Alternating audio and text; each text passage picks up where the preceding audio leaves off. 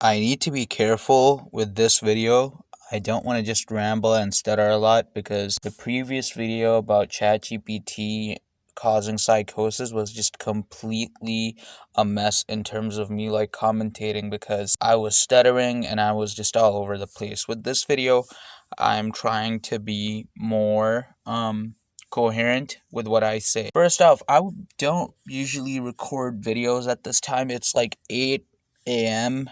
and my sleep schedule is cooked. I'm usually like in bed about to go to sleep.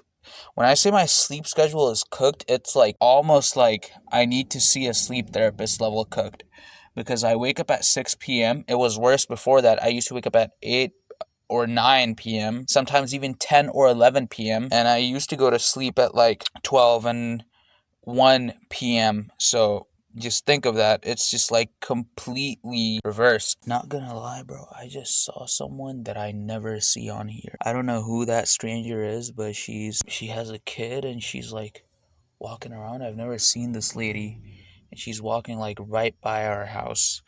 I never really feel too comfortable with people being around when I record these videos, and it was just like the universe was just like, hey, here's this lady that you've never seen before, just staring at you, yapping into your phone. She probably didn't even see my phone. I was just looking down at my crouch and just yapping. But as I was saying, my sleep schedule is really cooked, and the way I'm fixing it is just by like waking up at the same time every single day. But anyway, I don't really have a specific topic for this video. As you can see, I'm just yapping about stuff. So yeah, the topic that I do want to talk about is kind of like emotions. I mean, obviously, I'm not great. Like, I don't have a lot of spaces where I could talk about my emotions and just like open up and vent. And the spaces that there are for me to vent and use aren't really like productive or necessarily helpful. Like, what do I have? Like freaking talking to Chat GPT for therapy. That's kind of like bummy and like not really healthy and doesn't provide anything. Chat GPT just validates your emotions. Online chats, I feel like that's also bad. I'm trying to stay like every other kid my age. I also have a social media addiction, and I don't want to like create this dystopian vibe in my life where I just talk to strangers online and vent instead of like talking to people IRL or like doing something productive. But IRL, I'm kind of like, I don't really talk a lot about my emotions and stuff. So this channel, this video is good. I get to like talk about stuff that's on my mind. Emotions are kind of like complicated, especially if you're, for me, I can only speak for myself. I don't know how other people deal with emotions. I'd like to think I do, but I ultimately don't really know. Maybe they're good, maybe they're bad, maybe other people have like a completely different experience than me. But for me, I feel very like intense emotions, and they're always about like, they always are intense enough to like influence big decisions that are going to be life changing. So yeah, like most of my life up to this point hasn't been really great. I can't believe I'm saying that, guys. My life up until this point has fucking sucked. It's been really bad. I've been struggling for a long time. Okay, fresh out the womb, I came into this world suffering. That's an exaggeration, but the those in the trenches will know what I mean. Those who are struggling and going through it will definitely resonate with what I said.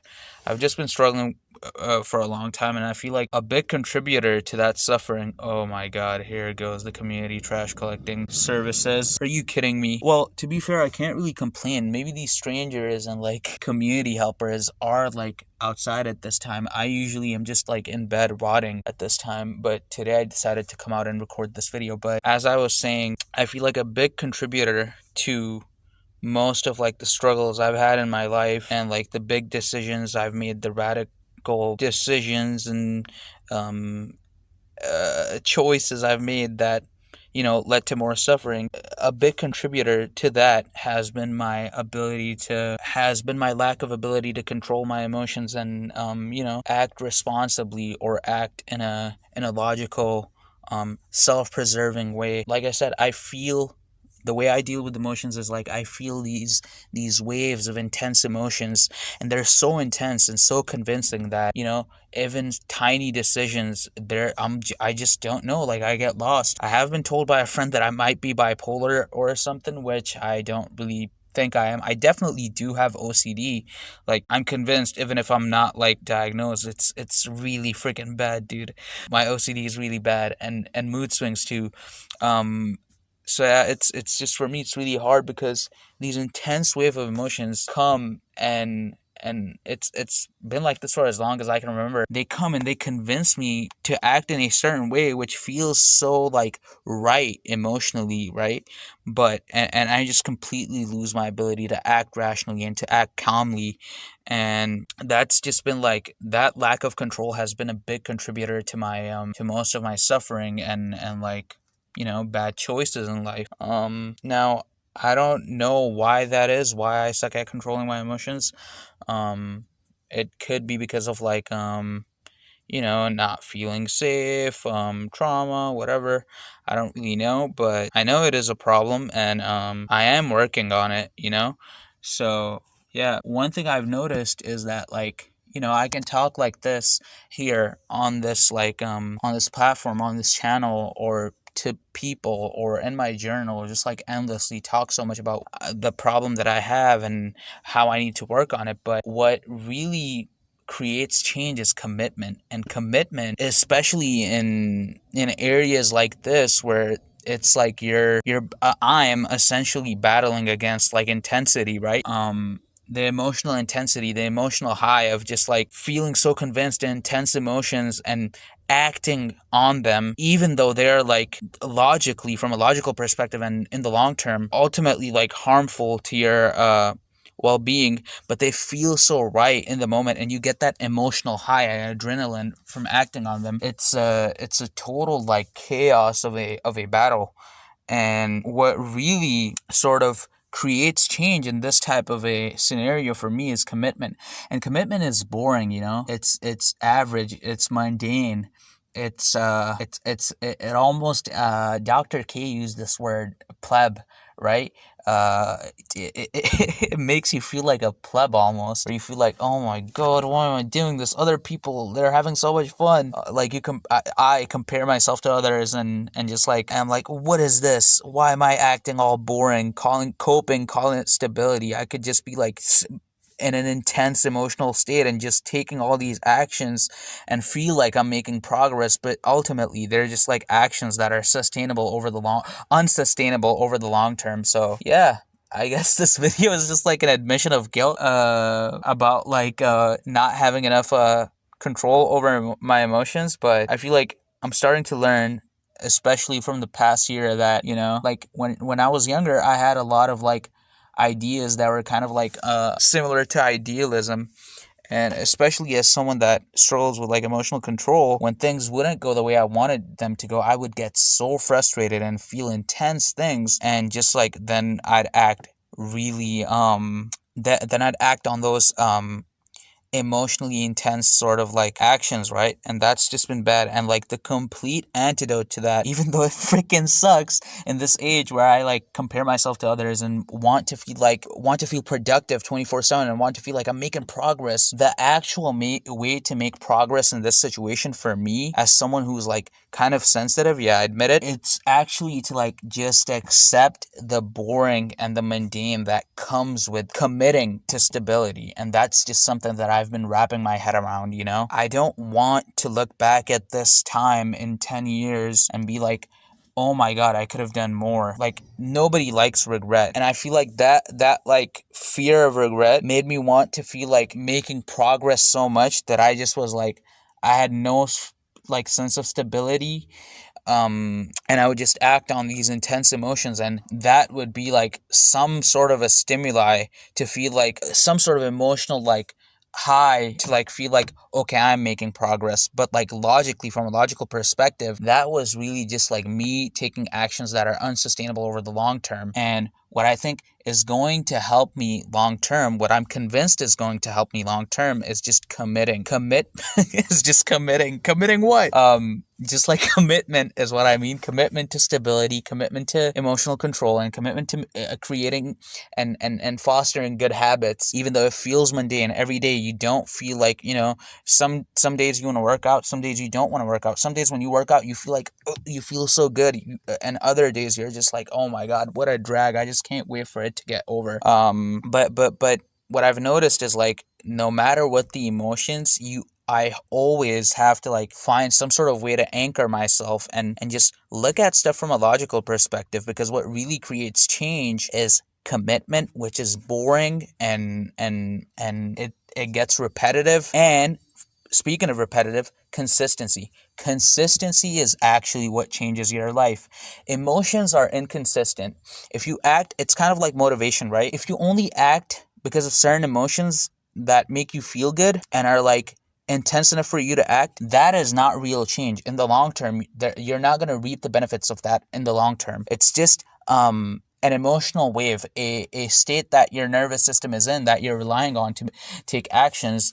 And if your goal, that is, to change your life and, live in a more healthy way, live in a better way, then that is just like textbook unsustainable approach to change and self-improvement if you're relying on emotions, which I did for a long time. And I'm here admitting that it was like a waste of time. I wish I could have endured more boredom and more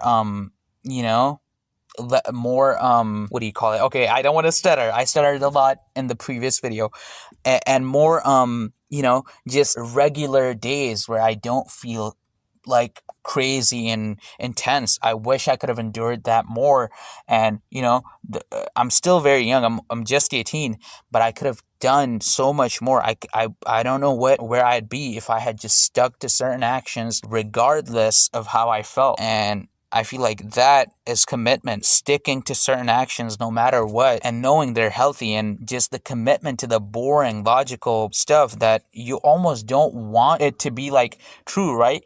In order to change, you have to you have to follow a boring routine every day. It's kind of like how people complain about a 9 to 5 job, right? They're like, oh, I don't want to go to a job. This is just a waste of my life. If I go to this job for the rest of my life and it's just a regular job, I have to repeat the same sort of standard operating process or whatever it is, right?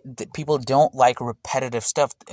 I don't. I have to remember, I have to speak for myself. I personally don't like repetitive stuff. I just want to, like, feel emotions as a human being. So that's, and especially with my lack of emotional control. Okay, holy shit, this is 15 minutes. I gotta quit yapping. I gotta be quick. Yeah.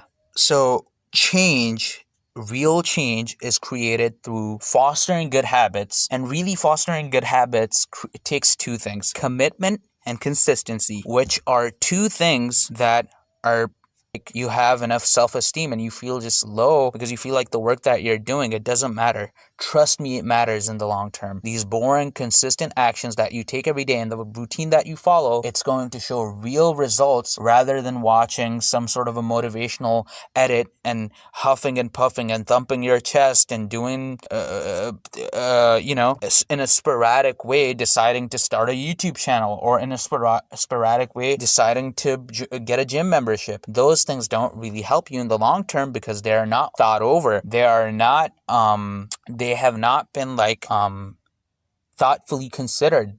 You take those actions based on emotions. So what really brings change is the commitment, the boring commitment, and the consistent actions that you have to take every day, and the boring routines that you have to follow. Over the time, they will bring real change. I recommend reading. I haven't read it myself fully, but I listened to the audiobook a little bit and it was really helpful. I recommend you listen or read to the book called The Compound Effect. It's a really good book. And yeah, thank you for watching. I love creating these videos, I can't lie. I wish I had some sort of I'm gonna end it. This is just a quick yap at the end. I wish I had, like, some sort of a signature like video style. Like, kind of, I see a lot of channels in the commentary niche, they have like certain gameplays, certain games that they, like, show the gameplay of and they just talk over it, and it's just so easy. For me, I don't know what the visuals are for my videos. I just use GIFs, but having, like, a long game gameplay and me just yapping over it would be much easier to edit. But I don't know.